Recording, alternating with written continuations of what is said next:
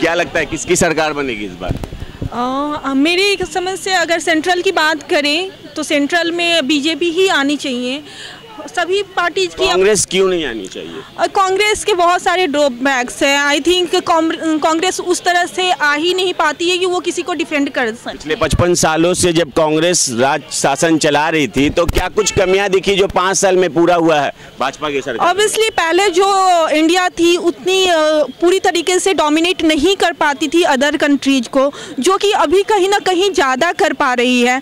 And ये BJP की government के कारण ही हुई। हाँ, कुछ इस गवर्नमेंट के भी कुछ ड्रॉबैक्स हैं, बट ये इम्प्रूव हो सकते हैं आगे चल के। सो मैं सोचती हूँ हमें एक और मौका देना चाहिए बीजेपी की। चलिए, ये तो बात खैर केंद्र की थी। अब ये बताइए कि जो पटना में होंगे चुनाव, लोकसभा चुनाव होंगे जो पटना में 2 जगह से बांटा गया है पटना को। एक क्षेत्र है पाटलिपुत्रा जहाँ डॉक्टर मीसा भारती आदरणीय लालू प्रसाद यादव जी की बेटी, और दूसरी तरफ है रामकृपाल यादव। तो कौन जीतेगा पाटलिपुत्रा से? Actually, I don't have information and idea about. क्या लगता है? भाजपा से दावेदार हैं और सांसद भी रह चुके हैं, अभी वर्तमान के सांसद भी रामकृपाल आती है बिहार में एंड उनको लीड करते हैं रामकृपाल यादव, तो डेफिनेटली उन्हीं को लीड करना चाहिए। तो फिर पटना साहिब की भी बात करें तो शत्रुघ्न सिन्हा पिछले 10 साल से सांसद रह चुके हैं, भाजपा में थे, अभी भी वो कांग्रेस में आ गए हैं। तो भाजपा अपना प्रत्याशी जो है श्री रविशंकर प्रसाद को खड़ा कर रहा है वहां से, तो कौन जीतेगा? रविशंकर प्रसाद ही जीतने चाहिए क्योंकि 10 सालों से मतलब सकल कोई भी हो वोट भाजपा ही को पड़ेगा। यस, बीजेपी ही आनी चाहिए। नमस्कार, मैं हूं इंतखाब और आप देख रहे हैं न्यूज़ 111। इस वक्त हम बिहार का मिजाज जानने निकले हैं। आइए कुछ स्टूडेंट से मिलते हैं, स्टूडेंट छात्र छात्राओं से जुड़ते हैं और जानते हैं कि इस बार जो है बिहार का चुनाव, बिहार का मिजाज लोकसभा चुनाव में किसकी जीत होगी और क्यों होगी। इस बार क्या लगता है कौन जीतेगा, किसकी सरकार आएगी? अब पहले जहाँ तक हम एमपी की बात करते हैं तो हम पटना साहिब कॉन्स्टिट्यूशन से बिलोंग करते हैं। सबसे पहले हम ये देखना चाहेंगे कि इस बार जो है सरकार किसकी बन रही, केंद्र में सरकार किसकी होगी? केंद्र में सरकार तो नरेंद्र मोदी की अभी है, पर होनी नहीं चाहिए। क्यों? रीजन क्या, क्यों नहीं होनी चाहिए? 45 साल का रिकॉर्ड टूटा है सर अनएम्प्लॉयमेंट का। एसएससी जैसा जो एसएससी सेंट्रल लेवल का है वो एग्जाम ढंग से कंडक्ट नहीं कर पा रहा है। अभी 2017 का मेंस का अभी तक रिजल्ट पेंडिंग में है। ये क्यों है? तो क्या लगता है प्रधानमंत्री नरेंद्र मोदी प्रबल दावेदार नहीं है? प्रधानमंत्री प्रबल दावेदार हैं, पर हमारे पास ऑप्शन नहीं है।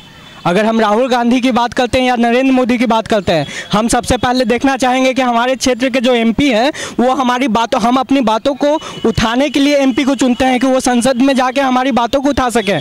हमारे ऐसे एमपी की जहां तक बात करें, पटना में 2 क्षेत्र में बांटा गया है लोकसभा क्षेत्र। तो एक है पटना साहिब जहाँ से श्री रविशंकर प्रसाद जी हैं, भाजपा को नियुक्त करेंगे।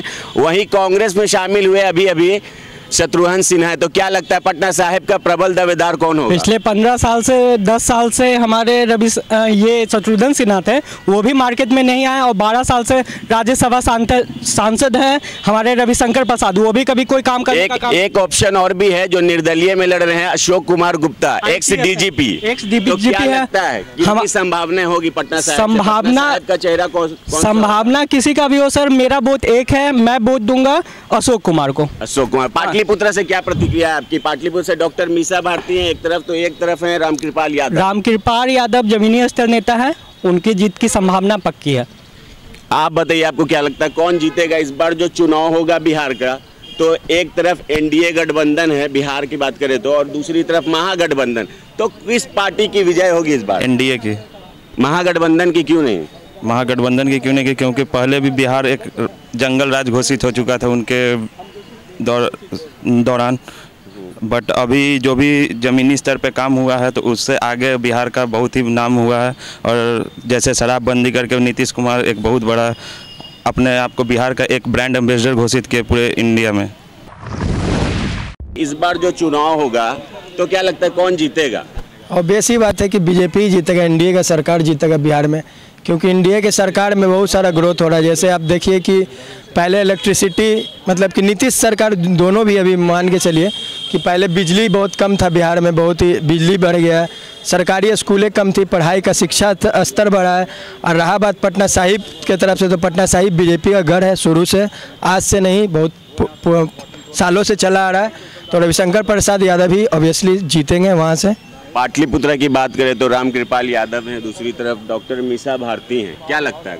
वहाँ से भी कंफर्म है कि रामकृपाल यादव जीतेंगे। वो अनुभवी नेता भी है और ज़मीनी नेता है और काफ़ी काम किए पाटलिपुत्रा में, और वो जन के नेता हैं, मतलब जनहित के बारे में सोचते हैं। अच्छा, आप कितना सहमत हैं इनकी बातों से? बोला कितना सहमत हैं आप इनकी बातों से? मुझे लगता है भारतीय जनता पार्टी के अलावा ऑप्शन नहीं है पब्लिक के पास। कांग्रेस में वो दम नहीं दिखता, राहुल गांधी में वो बात नहीं दिखती है जो नरेंद्र मोदी में है। मेरे ख्याल से 5 साल पहले उन्होंने पब्लिक ने जिताया है, 5 साल बाद और एक और मौका देगी बीजेपी को। तो चलिए हम पटना की बात कर लें तो पटना जैसे कि 2 क्षेत्र में बटा है, पटना साहिब, पाटलिपुत्रा। पटना साहिब से श्री रविशंकर प्रसाद जी हैं, भाजपा को नियुक्त कर रहे हैं, और कांग्रेस को इस बार शत्रुघ्न सिन्हा कर, जो पिछले 10 साल से सांसद रह चुके पटना। तो किसकी कयास लगा सकते हैं जीत की हम? रविशंकर प्रसाद जी का पलड़ा भारी लगता है मुझे। क्यों शत्रुघ्न सिन्हा? शत्रुघ्न सिन्हा कहीं ना कहीं ये तंज कसा जा रहा है कि उन्होंने पार्टी सीट के चलते उन्होंने पार्टी अपना चेंज कर लिया, तो कहीं ना कहीं वो असर पड़ेगा। और पाटलिपुत्रा की जहां तक बात करें तो एक तरफ डॉक्टर मीसा भारती हैं तो दूसरी तरफ रामकृपाल यादव हैं। रामकृपाल यादव का ज़्यादा चांसेस ज़्यादा है। क्या लगता है आपको किसकी सरकार आएगी इस बार? सरकार तो शायद भाजपा ही बना लेगी, लेकिन टू बी ऑनेस्ट काम हुआ नहीं है। रोजगार के मामले में तो बिल्कुल भी नहीं हुआ है। आप कुछ कमी दिखी है 5 साल में इस सरकार की? आप कॉलेज में आए हैं, जो पहले कंपनी जिस तरह से आती थी, यूजुअली प्राइवेट सेक्टर में जो जॉब क्रिएशन था घटा है। स्टार्टअप इंडिया, डिजिटल इंडिया बोलने से नहीं होता है, जॉब क्रिएट करना पड़ता है, और उसमें गवर्नमेंट फेल रही है। और मुद्दा वही सारे उठ जाता है जहाँ पे कम्युनलिज्म आ जाता है, हिंदू मुस्लिम आ जाता है। वो कोई मुद्दा नहीं है, मुद्दा है डेवलपमेंट। आज के डेट में सबको डेवलपमेंट चाहिए, किसी भी पार्टी के रहे और कोई भी कैंडिडेट। कहीं ना कहीं आप ये कहना चाह रहे हैं कि जातिवाद की लड़ाई छोड़कर देश को आगे बढ़ाने का कार्य किया जाए? बिल्कुल यही होना ही चाहिए, हर नेता को करना चाहिए। बायस्ड कोई भी पार्टी के सपोर्टर हो, मैं कांग्रेस को सपोर्ट करूं या बीजेपी को सपोर्ट करूं ये इंपॉर्टेंट नहीं है, देश आगे बढ़े ये इंपॉर्टेंट है। अच्छा, क्या लगता है पटना को जैसे 2 जगहों से बांटा गया, पटना साहिब और पाटलिपुत्र, तो पाटलिपुत्र में श्री रामकृपाल यादव हैं तो दूसरी जगह डॉक्टर मीसा भारती है, किनकी जीत? पिछले इलेक्शन का अगर स्टैट्स देखें तो ज़्यादा डिफरेंस नहीं था मीसा भारती को हारने में, शायद 10 या 15 हज़ार का डिफरेंस था।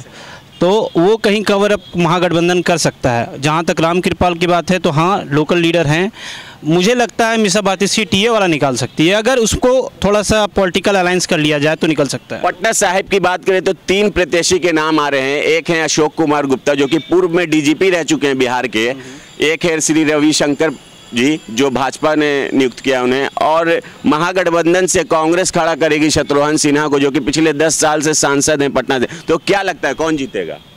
काम तो शत्रुघ्न सिन्हा ने भी 10 साल में नहीं किया था। रवि प्रसाद सिन्हा को सिर्फ इसलिए टिकट दे दिया गया क्योंकि वो जात के लाला हैं और हमारे पास 4 लाख लाला का वोटर है। तो आप कैसे बोलते हो कि कौन नेता अच्छा है? आप तो खुद डिवीजन करते हो, कास्ट के हिसाब से जाति देख करके वोट देते हो, तो कैसे आप बोलते हो? एक और भी तो हैं, अशोक कुमार गुप्ता जी पूर्व में डीजीपी भी रह चुके हैं। अशोक कुमार पति से उनको 2 बार सम्मान मिला है, देश के हित में उन्होंने कार्य किया। तो क्या लगता है अगर वो सांसद बने तो कुछ कर पाएंगे पटना साहिब के लिए? बिल्कुल कर पाएंगे। जैसे केजरीवाल जी कहाँ से कहाँ पहुँच गए, तो वैसे ये भी पहुंच सकते हैं। जनहित का अगर साथ मिलेगा तो क्यों नहीं कर सकते हैं। लेकिन लोगों को अगर यही सिर्फ देखे कि भाजपा और कांग्रेस है, उस पर वोट करना है, लीडर को नहीं देख करके, तो वो तो गलत है ना।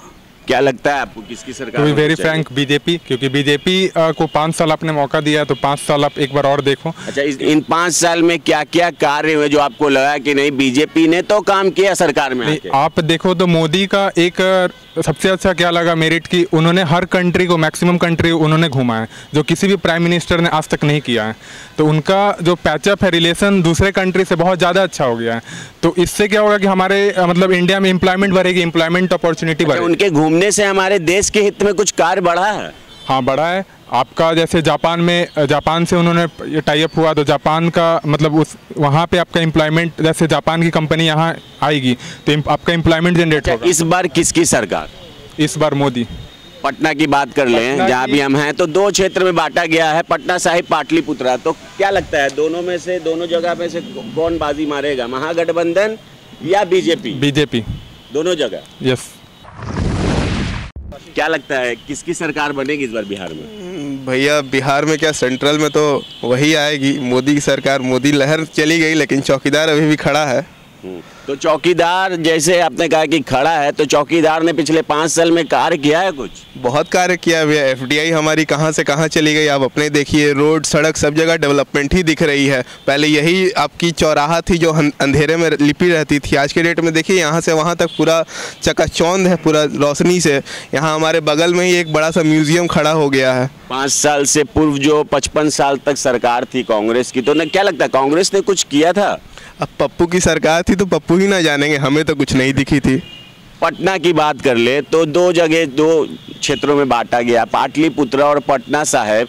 तो पाटलिपुत्रा की बात करते हैं तो एक तरफ आदरणीय लालू प्रसाद यादव जी की बेटी हैं डॉक्टर मीसा भारती, तो एक तरफ है रामकृपाल यादव। क्या लगता है कौन जीतेगा? रामकृपाल यादव जी जमीनी नेता हैं, वो शुरू से काम करते आए हैं, लालू जी के साथ में ही थे, तब भी वो काम करते थे। आज बीजेपी के साथ है तो आज भी वही काम कर रहे हैं। मीसा भारती जी तो अपना अभी तो वो फ्रॉड के केस में भीतर जेल में गई थी, फिर अभी जमानत पे बाहर हैं, तो वही ना आप अपने से देखिए। पटना साहिब का क्या अनुमान लगा सकते हैं? रविशंकर प्रसाद नया चेहरा है पटना साहिब के लिए, क्योंकि पिछले 10 साल से शत्रुघ्न सिन्हा वहाँ के सांसद रह चुके थे भाजपा में जब वो थे।